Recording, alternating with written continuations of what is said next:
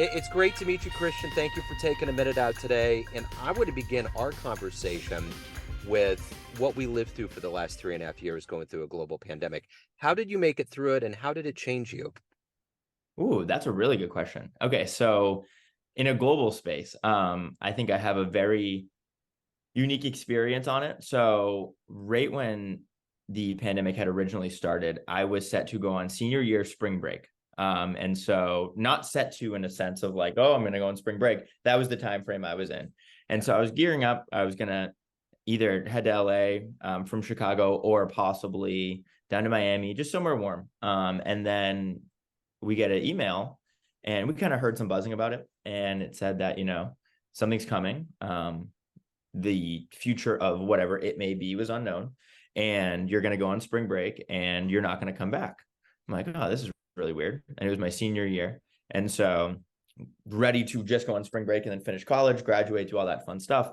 That was kind of cut short. We then transitioned into online school. And right then and there, within 24 hours, I was on a plane down to Tampa, Florida, to meet one of my best friends, the founder of Gluey, and we started our platform work. And so we kind of like took this opportunity where no longer in school physically, and seemingly a lot of time to work on projects and do things because a lot of what was going on was still unknown. All we knew is we were bound to being inside, which we kind of liked because, lack of distraction. And so we sat in a friend's house near the beach in Florida and we didn't leave for seemingly many months.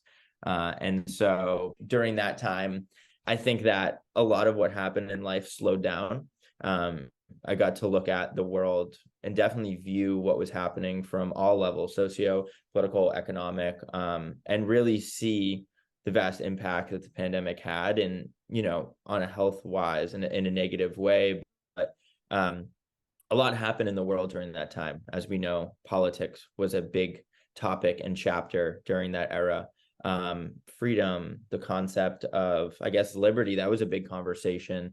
And to like really sit back and look at how the United States was working, as well as other nations, I thought that what interested me, not that any of it was overly interesting, but an interesting view on things was to understand that every person, every individual, and every country was playing on a playing field there.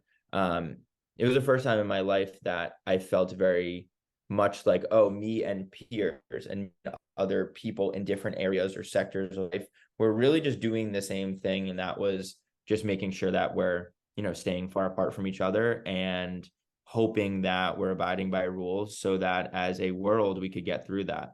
So it was a time that although people were so disconnected, things like social media, I felt very much connected myself to the world and the world to others. And I think it was a good way to see that even in bad times, people, communities, worlds, let's call it, could find their way to be together. So let's get to the heart and soul of what you do for a living. I'm going to put you in front of a bunch of third graders. It's career day, and one of them asks you, what do you Okay. do for a living? How do you answer them? So I do marketing, and marketing is the concept of creating content, whether it's written, whether it's verbal, whether it's a video or like a book that talks to people and tells people about new things that exist. So products or services. Products are items that we have in our everyday life, like the shirt that I'm wearing or the pen you might be using to write in your notebook. And a service would be the active service that your teacher is giving you. And we tell people about new products and services through different ways. So I work to market and to build marketing platforms so that many, many more people can market in the world through the channel that we most like, being social media. So, what did you want to be in the third grade? What was your dream to grow up and become? Happy. Nice. I don't know. Like when I was younger, I was really just like, I was so excited for life. I always have been, always will be. Just so pumped for like, wow, I'm gonna grow up one day. I'm gonna do cool things. I want to do so much. I was never too into sports, so I never wanted to be in the NBA. I was never too into space, so I never wanted to be an astronaut. I don't really care for fire, so I didn't really want to be a firefighter. And I just wasn't like macho enough to want to be a policeman. So I just wanted to do something with technology because by the third grade, I did have my Dell computer, and I was playing as many games on that as possible. So I was like, this is it. I love this stuff. I love the computer. I love typing. So I wanted to do something in that world. And here I am, having done something most definitely in that world. So you're from a generation that embodies this spirit that's much different from my generation, where, when you got out of school, you went work for a company, you kind of tried to find a place to go work, but it almost seems like now there's this entrepreneurial spirit. You create your own reality, you make your own business. What gave you, and as far as I'm concerned, I see that as a level of bravery. And I think that it's really good. And I think it's pushing people to think differently about the workplace, but you're in control of it. How did these tenants become who you are? When did you decide I'm doing this in a different way? I'm going to be in control of my work reality. Yeah, really good question. So it started early. So going back, the realm we play in is social media marketing, influencer marketing. That is like the business and the ecosystem in which we play in. And like that was kind of the thesis and like the nucleus of everything that I've ever done, lived in that world. So it really dates back to the beginning of my time in social media, which, I'm 25 now. So call it like 12 years ago, 13, 14, 15, when I really got into it. Like I was on Instagram right when it came out. I remember like the early YouTube boom, the Vine days, like some really early social experiences. And like to me, that opened me up, similar to how I mentioned in the first question, that like experiences in the world through social media can actually, it can separate people because there's so much physical distance, but it can bring people together because we're all in the same forum per se. And that concept of like a forum and a community and an online digital ecosystem is something that I've always been very passionate and interested in. And so growing up in a small town in Massachusetts, I may have not had the exposure to a big city where there's a bunch of people and you can find a mentor and peers that are really doing things in fast motion. So it kind of left me to having a very traditional suburban upbringing from a young age. And so I had wanted more just instinctually and always wanted to learn more at a faster pace and expose myself and be exposed to more people, more thought, more learning, more understanding. And so the vessel and vehicle that I used in order to obtain that at a young age was social media. And so on social media, you have everybody, right? You have the whole world. Any celebrity you want to follow, any entrepreneur you want to follow, any author you want to follow, anyone, whether it's Twitter, Instagram, YouTube, now TikTok, all these platforms, you could really expose yourself to information that wasn't readily accessible in a classroom, or in an early learning curriculum. And so I did exactly that. And I just saw a lot of people building businesses, whether it was online brands, storefronts, direct to consumer businesses, online guides that they were selling, right? Like this concept of you can create something, you can market it, you can sell it, and you can make money. That was like my first notion of business. And so instead of being 15, well, I did have like a job at an LED light manufacturing company on my street, but I used all that money to like buy a bunch of Jordan sneakers that I would sell on Facebook and like use that money to buy more and reinvest that. And then took a lot of that money. And then that allowed me to build like my first brand online, which was just a Shopify store, and then a Squarespace store, and then use social media to market it. And it was generating sales through that. And so like my first concept of monetization in my life was, as a little kid, being 15, 16, you only have so much money and you got to buy stuff like sports equipment, or you got to buy food, and you get your first car and you got to buy gas. So I had to find a way to like make enough money to do all that and then some.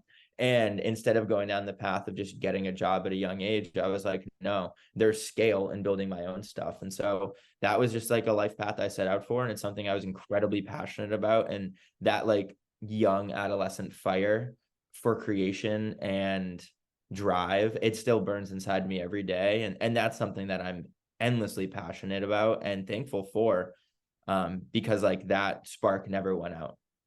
So, who's been a hero for you in your life? Ooh, really good one. I'd say definitely my family. Like they're my like true anchor, beacon of light. They taught me everything I know. So everyone around. So like I grew up with my mother and I.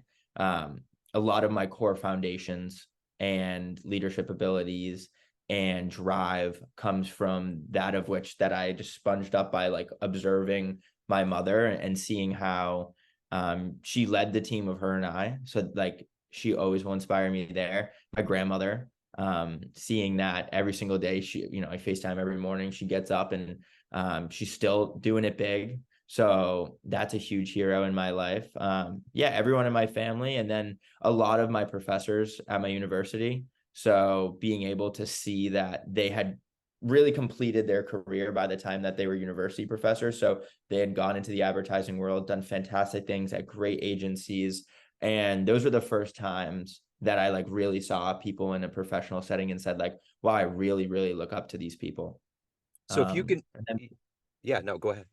I was going to say, and then like online, because, you know, a big theme of this is digital. So Virgil Abloh is one of the most creative people in the world out of Chicago and many other places. And he worked his way up from being a general designer, an architect, to then working with Kanye, launching the brand Off-White, which is an incredible brand, and then went on to be the head of Louis Vuitton. And so like being able to be exposed to that journey for many, many, many years online and watching it, I really felt like I was a part of it. And like being in a lot of worlds where like heroes per se are readily accessible, right? You can go to an event and see these people.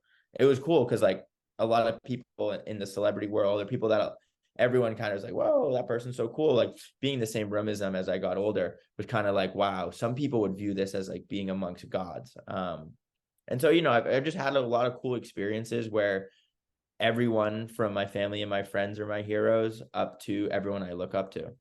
So this is a natural segue to my next question, which was if you can meet anybody alive on the planet right now and have some time with them to talk to them, who would it be? Ooh, good one. Huh. See, that's the thing. I don't have like an immediate one person. And I think that a lot of people would, but Yeah. because everybody I really like, I follow very much. I know a lot of these people. Like I don't actually know them personally, but I listen to how they talk. I know how they write. I see all their videos. And so it feels like I know them. And a lot of times, a lot of questions I have are answered through content. And a lot of people I've met. I don't know. I wouldn't mind hanging out with Dave Portnoy, founder of Barstool. I just Yeah. think he's a hilarious guy. I've met him before.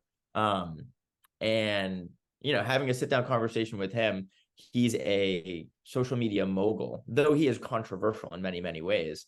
He's from one town over from me in Massachusetts. So it might be cool just to learn about the true growth experience, because where we're at in our business, we're growing and we're scaling. And I was actually a very, very big follower of Barstool in their growth and scale phase, and they got out of it. So to hear how they truly climbed up that hill and made it to the other side might be a cool lesson for business. So what is the motivation for you? Every day you wake up, you clearly have a vision, you clearly have goals. What makes you who you are and to accomplish what you want to get done every day? Ooh, okay. On the inside, it's the fire. On the outside, it's a schedule. So I'm a pretty routine person. I'm up at 7:30 on the dot every morning. I put my clothes on, I make a cup of coffee, I grind my own beans, I eat a banana, I sit outside, I get in my car, I drive to my office. I have the same morning work routine, then I have my meetings all day. Then afterwards, I spend some time back at home working on other projects. Sometimes I go to the gym, I make food. Um, I read some books, I read stuff online, and then I go to bed. So that's like the framework of the work week. And then it's really like conceptually, how can I, right? So like within our business, we have our business objectives and goals. And so like at this point in my life, the business that we're building is my life. And so people say like, okay, when you want to be in a startup, you have to be fully in. That is 100% true. Having built the startup with our team, right? It is this concept of we're all in. All the chips are on the table. There's no working with other companies. There's no going out and taking an absorbent amount of time off. It's really like every day and every night is focused on what can we do to maximize our time, our efficiency, and our resources within our business to make sure that we're growing it and scaling it the biggest possible, because we know that we know what success looks like from a quantitative and a qualitative level. And there's so many baby steps and multiple steps up these mountains that we have to climb in order to get there. And my head is consistently wrapped around how many steps can we take today? Quantitatively, how can we grow? Qualitatively, how can we be better? How can I lead my team within the organization and lead the organization in any way I can towards a brighter future? Because to me, being early 20s and having this opportunity to be in a position where we are building something that we all care about and we all love, there's nothing better in the world than that. So allowing myself to be a leader and allowing my leadership to then open doors for everyone around us to be the best that they can and to grow with me and alongside me as a person, as a marketer, as a 25-year-old, as whatever, that to me will continue to drive me to and through every day for the rest of my life, hopefully. What's your favorite success story so far? This.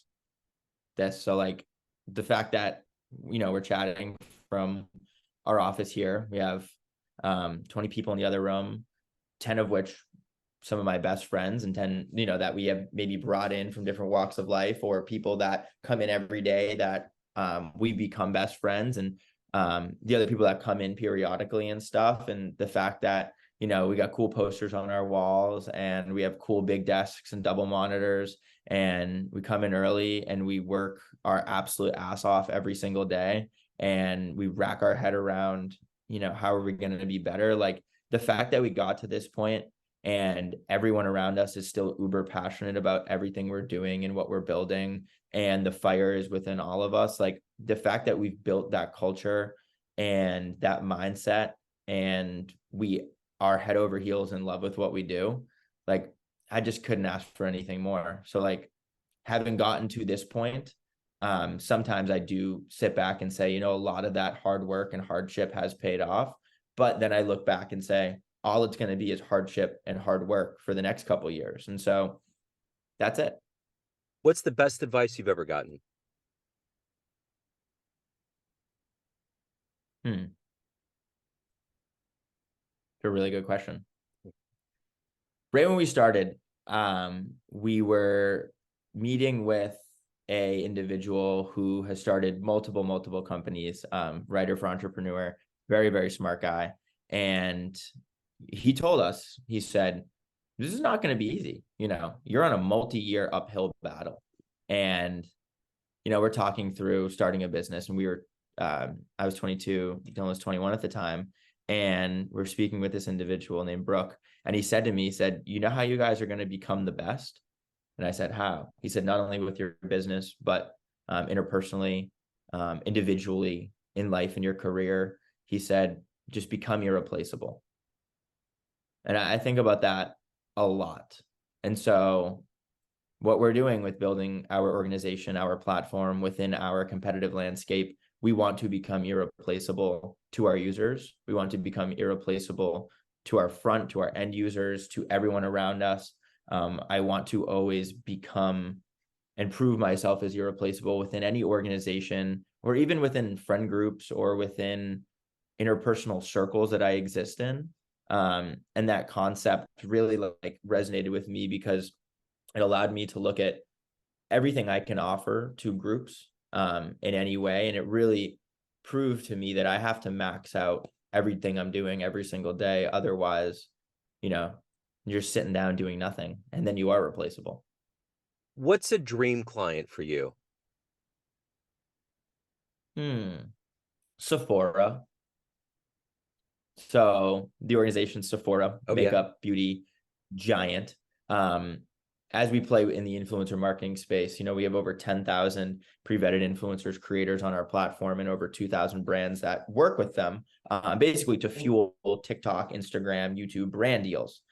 So we're that technology center that fuels those partnerships. And for us, someone like a Sephora would really be, we'd be over the moon, because they spend such a large amount of budget on influencer marketing and content creation because they understand the value of it to their Gen Z consumer. And seeing that so many of our users are female that already are engaged with and work with Sephora, that would be an absolute dream come true for us. And it's So not out of the picture by any means. right. Yeah, no, I get it. Yeah, no. And you got the fire. So yeah, totally.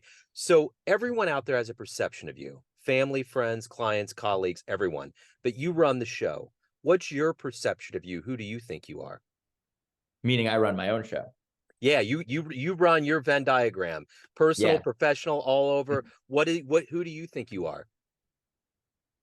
I mean, man, Joe, I'm me. I'm Christian Brown.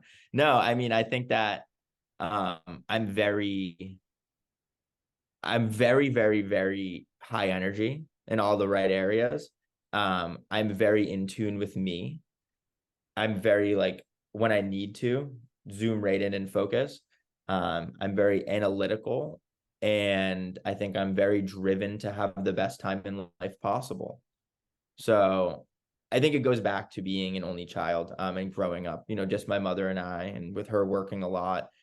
I spend a lot of time alone, and that sounds very lonely and sounds a little dark, though it wasn't, because I never really was alone, because at the end of the day, I always had my outlet with my computer to the world. And then beyond that, I always had myself.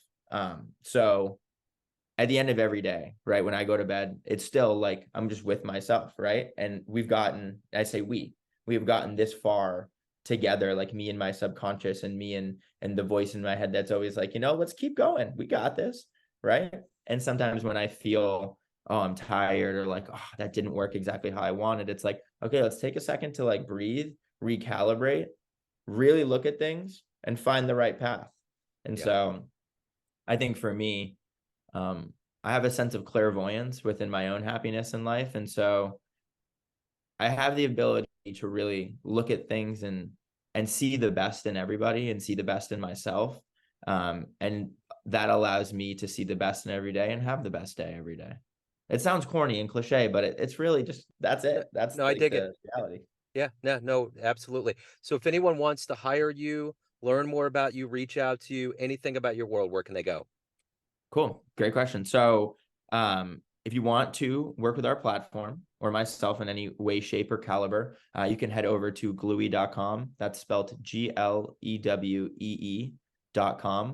Or you can add me on LinkedIn. You can just type in Christian Brown Gluey. It'll pop up. Or you shoot me an email at gluey.com. And I'm always open to talking about anything and everything. And if you are listening and do work in with or own a small business or mid-sized business or even enterprise business, and you want to expand into the influencer marketing space and social media marketing space, you can either create a free account on our website in our platform, or you can shoot over an email and we can get you set up and launching campaigns right away. Right on. Christian, this has been great, man. Keep the fire going. You're changing the world, man. I appreciate it. Joe, thank you so much. Have a great day. Thank you. Cheers.